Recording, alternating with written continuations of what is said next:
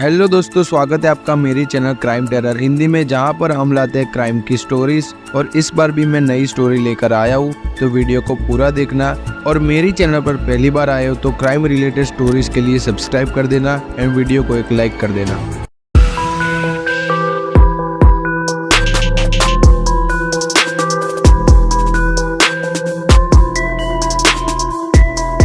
दोस्तों 24 फरवरी 2018 को एक ऐसी खबर आई जिसने बॉलीवुड से लेकर आम जनता सभी को हैरान कर दिया था। ये खबर थी श्रीदेवी के मौत की। बता दें कि 54 साल की उम्र में श्रीदेवी का दिल का दौरा पड़ने की वजह से निधन हो गया है। श्रीदेवी की बाथटब में डूबकर मौत होने के राज से अभी तक कोई भी पर्दा नहीं उठा है। दोस्तों सवाल ये उठता है कि 24 फरवरी के रात को क्या हुआ था और अचानक श्रीदेवी की मौत कैसे हुई थी, क्योंकि मौत के कुछ दिन पहले उन्हें एक परिवार के करीबी ने बिल्कुल ठीक ठाक देखा था। चलिए जानते हैं कि मौत की उस रात को आखिर हुआ क्या था और क्यों श्रीदेवी की मौत एक मिस्ट्री बनकर रह गया। साथ ही ये भी पूरी डिटेल में जानेंगे कि 24 फरवरी 2018 की उस रात को आखिर हुआ क्या था। श्रीदेवी पहली बार किसी विदेश ट्रिप पर अकेली रही थी और ये उनके जीवन की पहली और आखिरी ट्रिप साबित हुई। दोस्तों अगर आप भी श्रीदेवी के फैन हो तो बने रहिए सभी बातों को जानने के लिए इस वीडियो के अंत तक। श्रीदेवी उनके पति बोनी कपूर और छोटी बेटी खुशी के साथ भांजे और बॉलीवुड एक्टर मोहित मारवा की शादी में शामिल होने दुबई पहुंची थी। मोहित ने अपनी लॉन्ग टाइम गर्लफ्रेंड अंतरा मोतीवाला के साथ 20 फरवरी 2018 को दुबई के एक नामचीन होटल में फेरे लिए।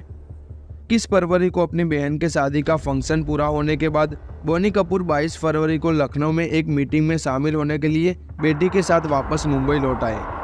जबकि शादी अटेंड करने के बाद 3 दिनों तक श्रीदेवी दुबई में ही रुकी, क्योंकि वो बड़ी बेटी जानवी के लिए शॉपिंग करना चाहती थी। जानवी अपनी पहली फिल्म धड़क की शूटिंग की वजह से श्रीदेवी के साथ शादी में नहीं जा पाई थी। हालांकि श्रीदेवी के पास 22 और 23 फरवरी का वक्त था, लेकिन तब वो शॉपिंग नहीं कर पाई थी। उस दौरान उन्होंने अपना समय होटल के कमरे में ही बिताया। बोनी कपूर और श्रीदेवी की शादी के बाद पहला मौका था जब श्रीदेवी पूरे दिन के लिए विदेश में अकेली थी। 24 की सुबह श्रीदेवी ने जब बोनी से बात की तो उन्होंने कहा, पापा मैं तुम्हें बहुत मिस कर रही हूँ। श्रीदेवी प्यार से बोनी को पापा कहती थी। इस पर बोनी ने जवाब देते हुए कहा कि वो भी उनको बहुत मिस कर रहे हैं, लेकिन उन्होंने श्रीदेवी को फोन पर यह नहीं बताया कि वो उसी शाम की दुबई की फ्लाइट पहले ही बुक करा चुके थे। इसका आइडिया जानवी ने ही बोनी को दिया था, क्योंकि वो जानती थी कि उनकी माँ को अकेले में रहने की आदत नहीं है और उस दौरान वो कोई डॉक्यूमेंट्स भी गुम कर सकती थी। दोनों की शादी के बाद श्रीदेवी को बोनी कपूर छोटे छोटे प्यार भरे सरप्राइज देते आए थे। 24 फरवरी को बोनी ने दुबई के लिए दोपहर 3:30 की फ्लाइट बुक की थी। उन्होंने श्रीदेवी को सरप्राइज देने के लिए पहले ही बता दिया कि मीटिंग में होने की वजह से वो अगले कुछ घंटे उनसे बात नहीं कर पाएंगे। बोनी शाम 6:30 बजे के बाद करीब दुबई के होटल में पहुंचे, जहां श्रीदेवी ठहरी हुई थी। बोनी डुप्लीकेट चाबी से श्रीदेवी के रूम में पहुंच गया। उनको देखकर श्रीदेवी बेहद खुश थी। बोनी कपूर को देखकर श्रीदेवी इतनी खुश हो गई कि उनकी आंखों से आंसू निकलने लगी। वो खुशी से रोने लगी। इसके बाद उन दोनों ने आधे घंटे तक बैठ के बात की और फिर बोनी फ्रेश होने चला गया। बाथरूम से बाहर आने के बाद बोनी और श्रीदेवी रोमांटिक डिनर का प्लान बना रहे थे। फिर उसके बाद श्रीदेवी फ्रेश होने के लिए बाथरूम में चली गई, जबकि बोनी लिविंग रूम में टीवी पर मैच देखने लगे। 15-20 मिनट बाद जब श्रीदेवी नहीं आई तो उन्होंने टीवी की आवाज़ कम करके उनको आवाज़ दी। बोनी प्यार से श्रीदेवी को जान कहते थे और उन्होंने उनको इसी नाम से पुकारा, लेकिन कोई जवाब न मिलने पर वो उन्हें बेडरूम में ढूंढने गए। जब वहाँ भी उन्होंने श्रीदेवी को नहीं देखा तो बाथरूम का दरवाजा खटखटाने लगे। इन सब के बावजूद भी अंदर से कोई जवाब नहीं मिल रहा था। जब श्रीदेवी का कोई जवाब नहीं आया तो बोनी घबरा गए और धक्का देकर दरवाजा खोलने लगे। जब उन्होंने धक्का दिया तो देखा कि दरवाजा अंदर से ही खुला था। दरवाजा खोलने के बाद वो दृश्य उनकी आंखों के सामने आया। उसे देखकर उनके पैरों के तले जमीन खिसक गई। तब पानी से पूरा भरा हुआ था और श्रीदेवी उसमें पूरी डूब गई थी। बोनी श्रीदेवी की इस हालत को देखकर तेजी से उसके पास पहुंचे, लेकिन तब तक श्रीदेवी दम तोड़ चुकी थी और उनके शरीर में कोई हलचल भी नहीं हो रही थी। श्रीदेवी को इस हालत में देखकर बोनी को कुछ समझ नहीं आया और उन्होंने अपने दोस्त को फोन किया। इसके बाद उन्होंने रात के करीब 9 बजे इसके बारे में दुबई पुलिस को जानकारी दी। पुलिस और डॉक्टर के होटल में आने के बाद उन्हें मृत घोषित किया गया। इस बीच दुबई के भारतीय काउंसिलर ने श्रीदेवी का पासपोर्ट कैंसिल कर दिया। 22 घंटे की औपचारिकताएं पूरी करने के बाद 27 फरवरी को करीब 2:30 बजे श्रीदेवी की बॉडी को ले जाने की परमिशन दी गई।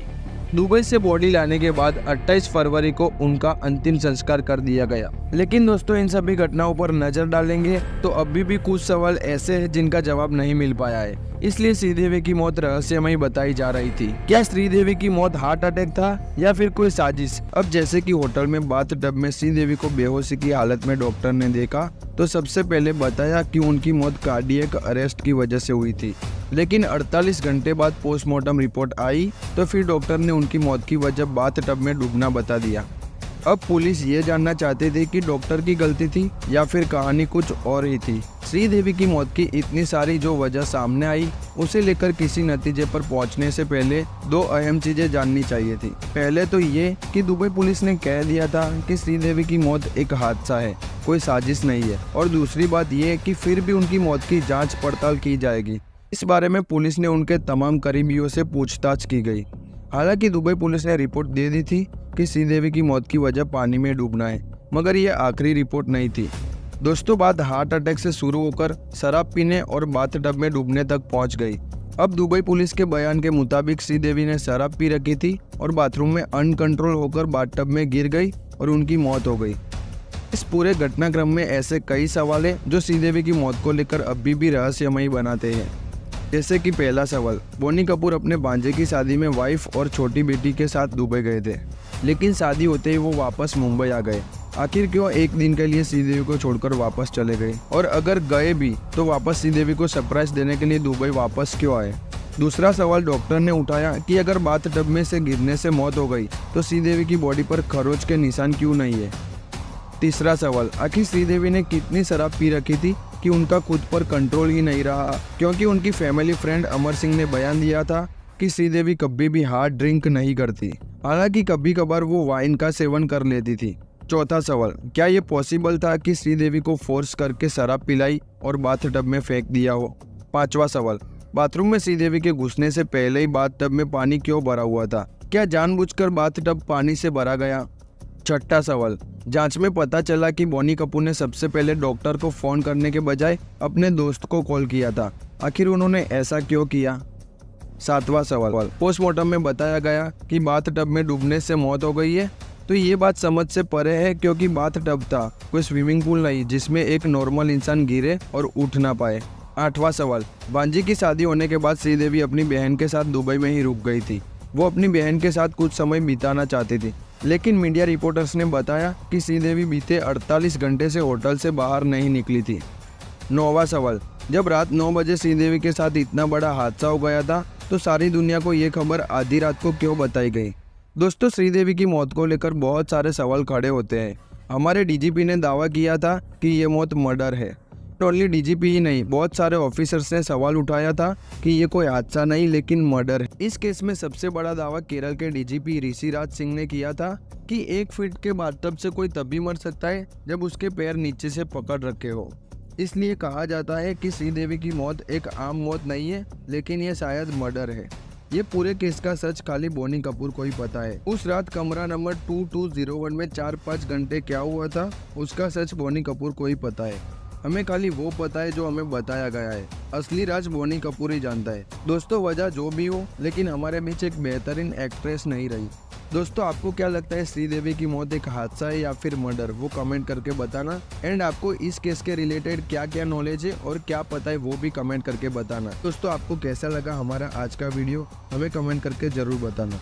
हमें आपके कमेंट्स का इंतजार रहता है। उम्मीद करता हूँ आपको हमारा ये वीडियो पसंद आया होगा। दोस्तों अगर आप हमारे चैनल पर नए हैं तो प्लीज़ चैनल को सब्सक्राइब जरूर कीजिएगा, क्योंकि हम आपके लिए नए नए वीडियोस लाते रहते हैं।